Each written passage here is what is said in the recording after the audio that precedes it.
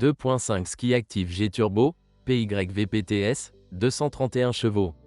Sous le capot du Mazda CX-9 se trouve un moteur incontesté. Le 4, 2.5 turbo en ligne, qui produit 231 chevaux, et si la voiture est importée de l'étranger, alors 250 chevaux. Ce moteur est doté d'un bloc cylindre en alliage léger, d'un entraînement par chaîne de distribution et d'une injection directe de carburant.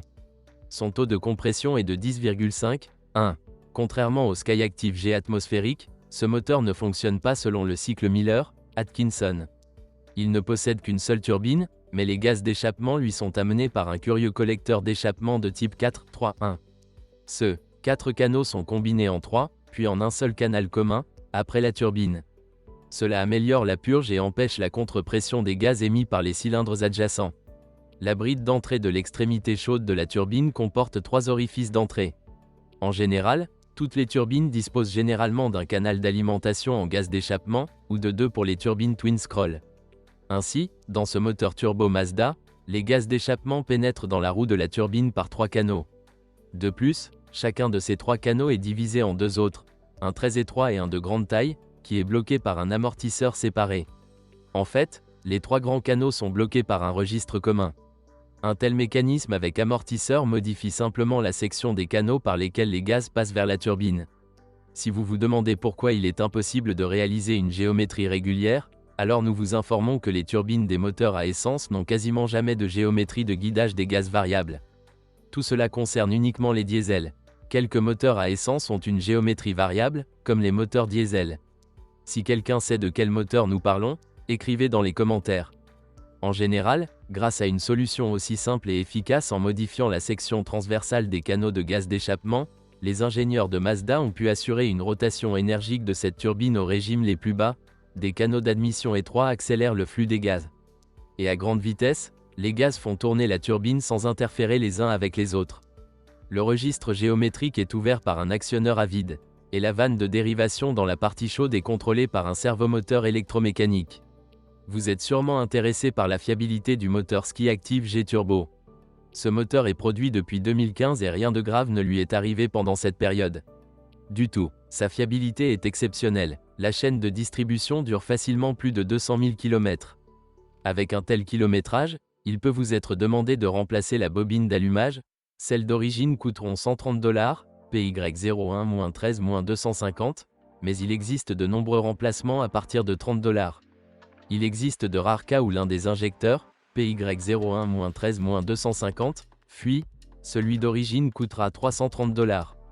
Il existe également des cas isolés de fissures apparaissant dans la culasse, puis sur fond de surchauffe pure et simple de ce moteur.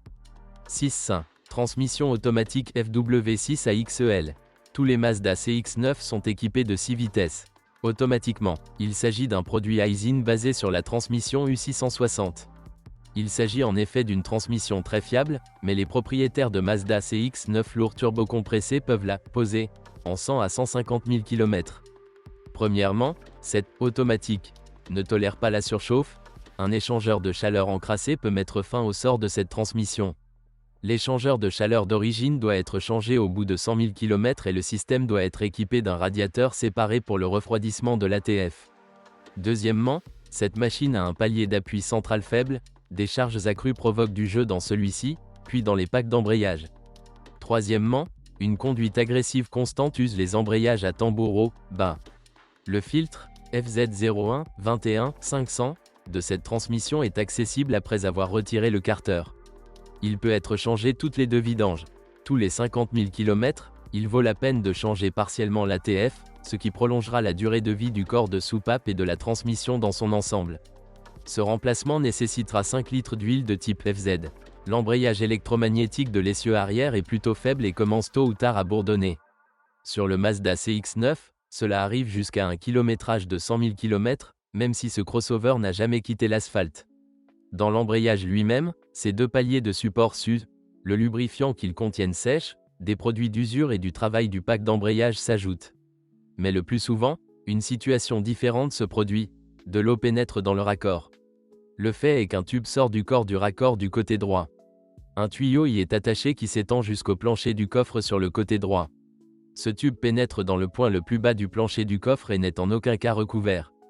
L'eau qui s'accumule dans le coffre en raison de déversement ou d'infiltration pendant la pluie s'écoule librement dans le raccord à travers le tuyau. De plus, la boîte de vitesse peut boire de l'eau grâce à son reniflard. Celui-ci est situé en haut de la boîte de vitesse à l'arrière. Il aspire l'eau si la voiture reste dans une flaque d'eau suffisamment profonde pendant un certain temps. Si un message d'erreur apparaît au tableau de bord indiquant un dysfonctionnement de la transmission intégrale, il est fort probable que le fil d'alimentation de l'électroaimant permettant d'engager cet embrayage soit cassé. Les fils entrent dans le couplage par le haut un peu vers la droite. En règle générale, ils se déchirent, comme on dit, à la racine, au niveau de l'insert d'étanchéité en caoutchouc. Mais ce problème est en train d'être réparé.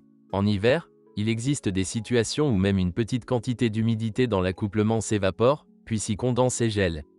Dans ce cas, l'aimant gèle sur le tambour d'embrayage et le fait tourner au moment du mouvement. Dans ce cas, les fils se cassent, à la racine, déjà à l'intérieur du couplage. Revenons à la boîte de vitesse arrière.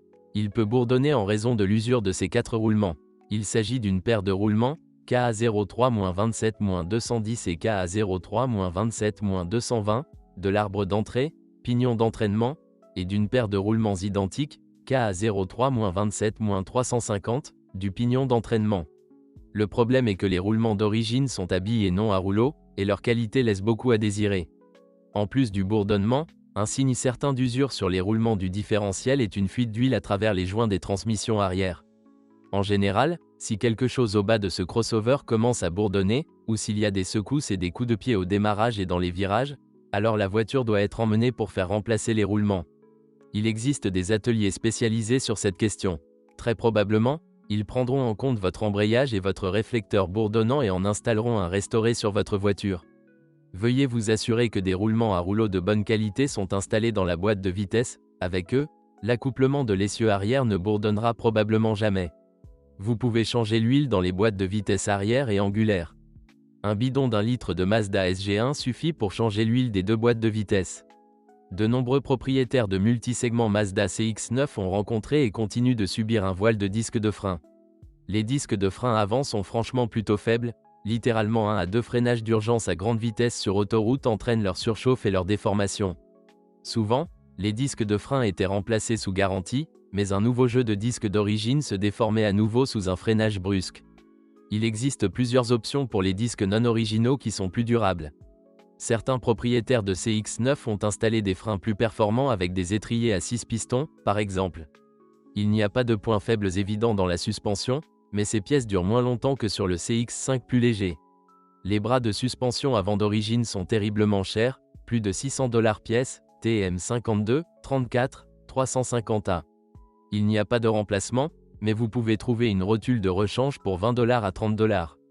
Le bloc silencieux de suspension avant, TK48, 34, 470A, est détaillé séparément, son prix ne dépasse pas $30.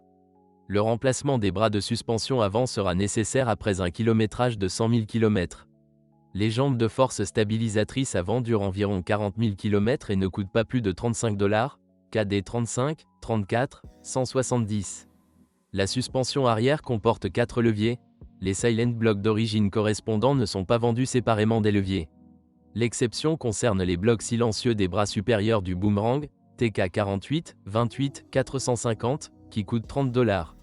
Les assemblages de bras oscillants, TK48, 28, 200A, coûtent jusqu'à $200. Les roulements de roues pour Mazda CX-9 sont vendus uniquement comme originaux, il n'y a pas de remplacement. Les roulements de roues avant, TK48, 33, 04X, coûtent aujourd'hui $450 et peuvent tomber en panne après un kilométrage d'environ 100 000 km, surtout si le propriétaire aime conduire sur l'autoroute à des vitesses bien supérieures à 120 km/h. Les roulements de roues arrière, TK50, 26, 15X, se vendent $300. La peinture corporelle de Mazda est très fine, elle est facilement percée par les cailloux et facilement rayée même avec les lavages de carrosserie les plus minutieux et les plus doux. Il n'y a pas de moulage en caoutchouc sur le bord d'attaque du panneau de toit, donc les trajets fréquents sur l'autoroute laissent ici des copeaux qui deviennent rapidement rouges puis gonflent. Dans le bon sens, toute la projection frontale de ce crossover devrait être protégée par un film anti-gravier. Ce n'est pas la première fois que nous examinons les crossovers Mazda. Les crossovers CX-5 de 2 générations de nos examens sont restés dans les mémoires pour la corrosion totale, quoique superficielle, de tout le bas, des faux châssis et des pièces de suspension. En général, les réactifs et l'humidité laissent une marque indélébile sur ces machines pendant 2 à 3 hivers.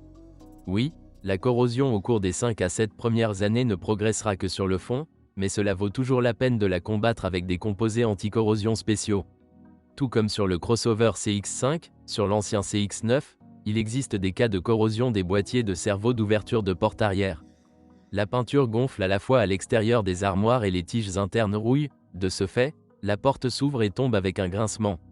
Mais le plus souvent, après 5 ans de fonctionnement, le câblage vers les servos casse, il casse dans l'ondulation, et une rupture peut aussi se produire à l'intérieur du servo lui-même. Comme les autres Mazda, le CX9 a également un problème avec le mécanisme de rabattement des rétroviseurs. En règle générale, le mécanisme cesse de fonctionner à l'automne et au printemps. La raison en est que le lubrifiant est éliminé de la charnière en plastique et que le moteur du servomoteur ne peut pas plier ou déplier le miroir, à sec. Pour résoudre ce problème, Mazda a déjà publié la 3e révision du kit de réparation, gris 0, 6915ZC, et il est conseillé d'y ajouter plus de graisse avant l'installation.